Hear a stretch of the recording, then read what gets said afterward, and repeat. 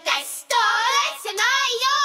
Akit sa pagbasa, akit sa pagbasa, akit sa pagbasa. Akal mo vivo! Akit sa pagbasa, akit sa pagbasa, akit sa pagbasa. Questions! Nahihirapan bang turuan? Turuan! Ang anak mo'y ayaw magbasa.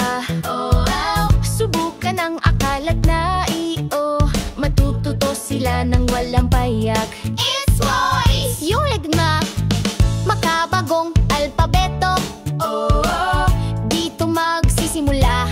Oh, dito ituturo ang mga bagong alpabeto na ginagamit sa Filipino. It's voice!